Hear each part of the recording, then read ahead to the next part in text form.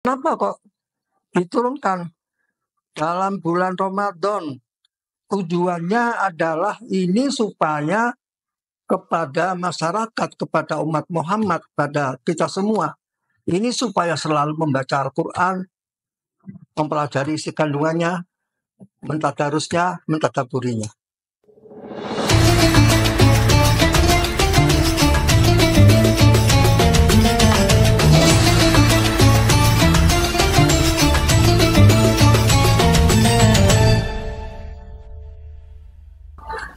Bismillahirrahmanirrahim. Assalamualaikum warahmatullahi wabarakatuh. Alhamdulillahirabbil alamin. Wassalatu wassalamu ala asyrafil anbiya wal mursalin.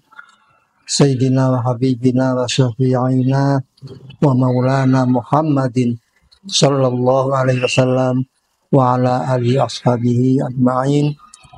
Rabbi shrah li sadri wa yassir li amri wahlul 'uqdatam min lisani yafqahu qawli. Amma ba'du. Wa qala ta'ala a'udzu billahi minasyaitonir rajim. Bismillahirrahmanirrahim. Syahrul Ramadan alladzi unzila fihil Qur'an hudal linnasi wa bayyinatin minal huda wal furqan. Shadaqallahu azim wa sadaqa rasulul karim wa nahnu ala dzalika syahidin wasyakirin walhamdulillahirabbil alamin. Para pemirsa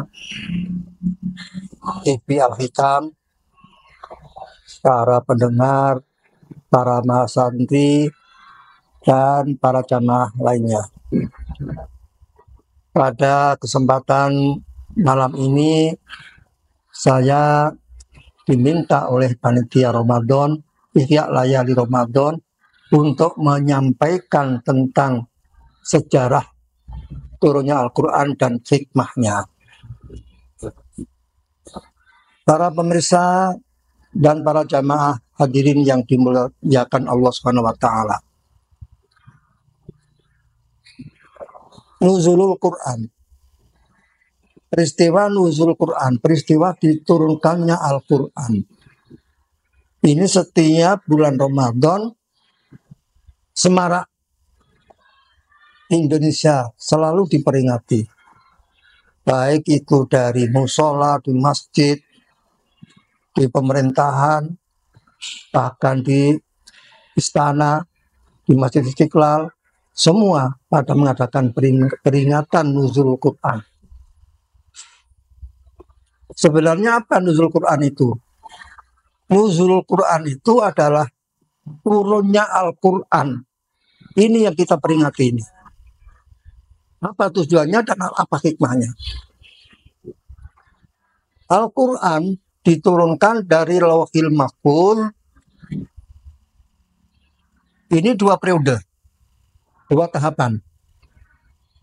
Tahap pertama, daf'atan wahidatan, diturunkan sekaligus seluruh Al-Quran ke Baitul Izzah, ke Baitul Izzah. Kalau ada apa itu dan majrurnya ke Baitul Izzah, diturunkan ke langit pertama, langit dunia yang pertama, itu sekaligus semuanya Al-Quran. Apa tujuannya? Tujuannya adalah untuk memperkenalkan dan untuk memberitahukan kepada para penduduk samawi, para penduduk langit dunia, supaya mereka itu tahu, mengerti bahwa ini ada Al-Quran yang akan diturunkan ke bumi. Ini yang pertama. Nah, maka ketika itu para penduduk langit menyambut dengan baik. Tahap berikutnya, yaitu tahap yang kedua, Al-Quran diturunkan ke dunia. Dalam ini kepada Nabi Muhammad SAW, ini mulai zaman berangsur-angsur selama 20 tahun, 2 bulan, 22 hari. Gampangannya 23 tahun. Pertanyaannya kenapa kok berangsur-angsur nggak sekaligus? Ini pertanyaan klasik yang sering mencuat di masyarakat. Kenapa sih Al-Quran itu kok nggak sekaligus diturunkan seperti kitab-kitab sama yang lain? Nggak sekaligus diturunkan ke dunia itu semua.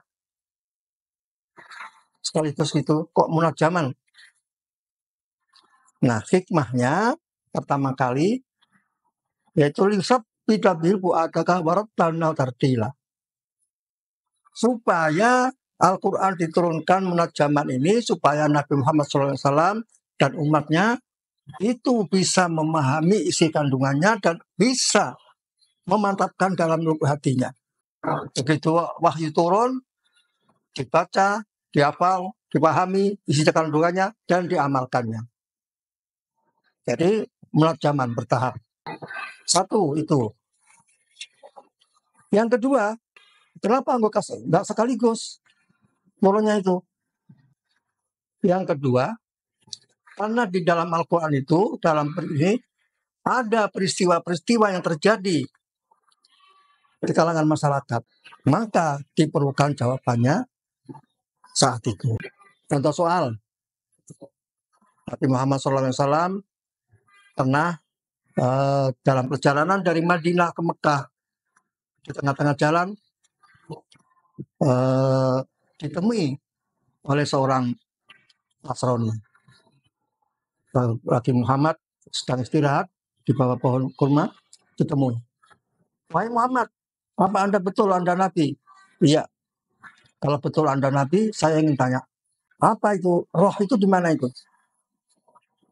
Nah, karena ada pertanyaan seperti itu, Nabi tidak bisa menjawab. Nabi mohon kepada Allah SWT untuk diberikan petunjuk jawabannya. Apa jawabannya? Yas'alunaka 'anir ruh. Qulir ruhu min amri rabbi wa ma utitum minal ilmi illa qalila. Masalah ruh mereka itu tanya tentang roh. Roh itu adalah urusan Allah SWT. Kami itu hanya sedikit sekali tentang pengetahuan tentang roh. Itu peristiwa yang terjadi kepada Nabi Muhammad. Peristiwa yang lain, apabila terjadi nasikh dan mansukh, maka ketika itu juga turun ayat.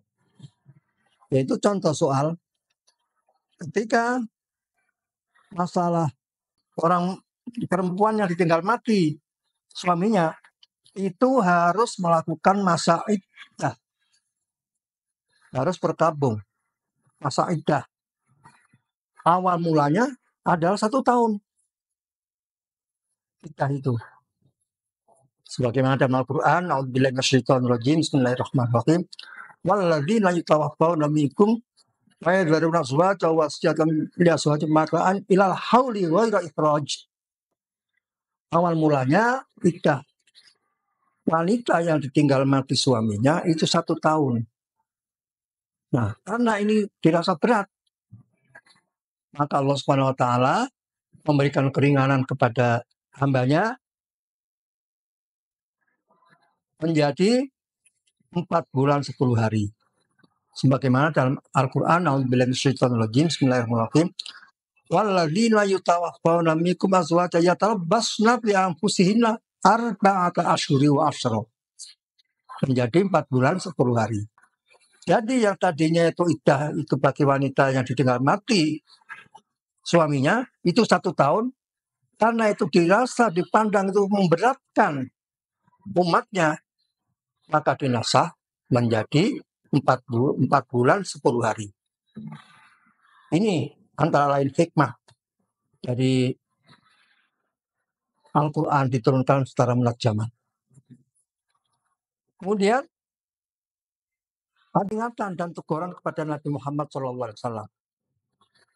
Yaitu ketika Nabi Muhammad SAW menerima tamu Ummu Maktum, Abdullah bin Ummu Maktum, itu ketika itu beliau ini bertamu kepada Nabi Muhammad, tapi Nabi Muhammad belum sempat menemui, tapi lalu dapat teguran. Jadi tidak boleh dihiraukan walaupun dalam kesibukan seperti apa. Seperti apa kesibukannya? Harus ada tamu, harus diperhatikan. Maka Nabi Muhammad dapat teguran, A'udzubillahi minasyaitonirrajim, Bismillahirrahmanirrahim. Abasa wa tawalla an ja'ahu a'ma wa ma yudrika la'allahu yazakka. Nah, jadi ada beberapa hikmah, banyak sekali, namun di sini hanya beberapa contoh saja yang kami sampaikan. Tidak kalah pentingnya, kenapa kok diturunkan dalam bulan Ramadan? Tujuannya adalah ini supaya kepada masyarakat, kepada umat Muhammad, pada kita semua, ini supaya selalu membaca Al-Quran, mempelajari isi kandungannya, mentadarusnya, mentadaburinya. Nah, peringatan nuzul Quran yang di Indonesia ini selalu diadakan setiap tanggal 17 Ramadan. Diyakini bahwa turunnya Al-Quran yang kita peringati itu turunnya adalah pada tanggal 17 Ramadan. Nah, ini bagaimana kita menyikapinya? Kalau ulama-ulama khalaf, itu adalah malam Qadar itu adalah malam pada bulan Ramadan. Nah, di bulan Ramadan ini hari apa, tanggal berapa? Di hadis lain dijelaskan, yaitu pada malam-malam yang ganjil. Malam 21, malam 23, malam 25, malam 27, malam 29. Ini diturunkan Al-Quran daf'atan wahidatan dari Lauhil Mahfuz ke Baitul Izzah. Kemudian ada yang mengatakan bahwa turunnya Al-Quran itu yang diperingati di Indonesia itu tanggal 17 Ramadan. Dasar hukumnya apa? Kalau yang tadi itu adalah dari dari Imam Asyuyuti, kemudian dari Az-Zirqani, kemudian Subki Sholih juga seperti itu mengatakan bahwa turunnya Al-Quran itu di bulan Ramadan di malam-malam ganjil. Tetapi ada yang mengatakan bahwa turunnya Al-Quran itu di bulan Ramadan tanggal 17. Apa dasarnya? A'udzubillahi minasyaitonirrajim. Bismillahirrahmanirrahim. In kuntum amantum billahi wa ma anzalna ala abdina yaumal furqan yaumal taqal jam'an. Bahwa diturunkan Al-Quran itu adalah in kuntum amantum billahi wa ma anzalna ala abdina yaumal furqan, pada hari pemisah. Yaumal taqal jam'an, yaitu ketika pertemuan antara pasukan kaum muslimin dan kaum musyrikin. Ini adalah peristiwa pada perang Badar. Nah, untuk mengatakan di bulan Ramadan, Syahrul Ramadan alladzi unzila fil Qur'anu hudal linnasi wa bayyinatin minal huda wal furqan. Jadi pendapat yang kedua ini mengatakan bahwa Al-Qur'an itu diturunkan di bulan Ramadan tanggal 17 Ramadan. Dasarnya disamakan dengan peristiwa perang Badar ketika pasukan muslim dan musyrik bertemu pada waktu itu. Nah, pendapat ini disampaikan oleh pengarang Tarikh Tasyrik, guru besar dari Mesir, yang mengatakan bahwa yang diperingati di Indonesia berdasarkan ini 17 Ramadan ini berdasarkan ayat tadi itu. Nah, pandangan ini adalah bertentangan dengan apa yang disampaikan oleh Imam Asyuyuti, Az-Zirqani, kemudian Az-Zarkashi, kemudian Subki Sholih, Mana Al-Qattan. Ya, itu kitabnya. Nah, pendapat ini dari mana itu pengambilannya? Ya tadi itu. Tapi bagaimana tentang dua pandangan ini? Ini masih ada ruang kajian bagi kita. Dari mana ulama Indonesia itu bisa menentukan bahwa yang diperingati itu adalah turunnya Al-Quran yang turun ke dunia.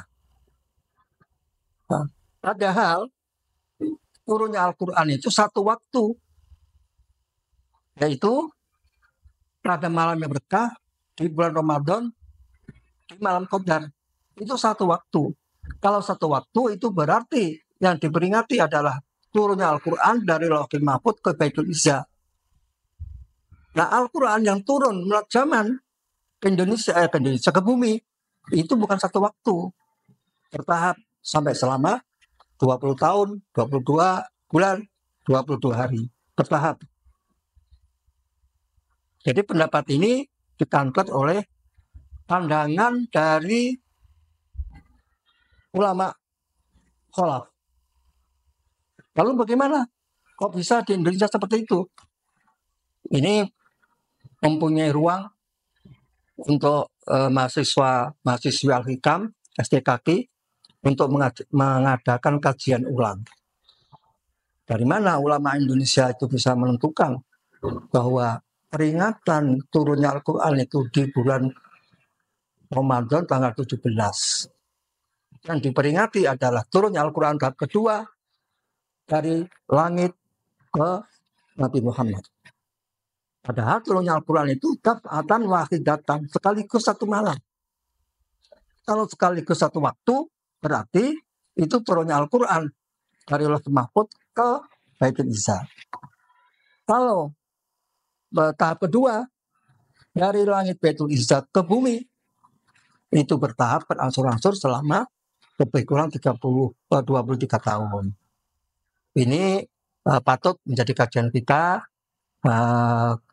Nanti kita adakan kajian dari mana ulama kita itu, tapi kita tidak menyalahkan, ya. Sebagai catatan saja, mereka itu adalah orang-orang pakar semua. Memang menjadi catatan kita sejauh mana keabsahan tentang nuzul Quran ini. Bisa kita runtut kemerdekaan di tahun 1945, Menteri Agamanya siapa, yang menentukan peringatan nuzul Quran ini, ulama siapa waktu itu, rujukannya apa. Lalu kita jadikan kajian kita.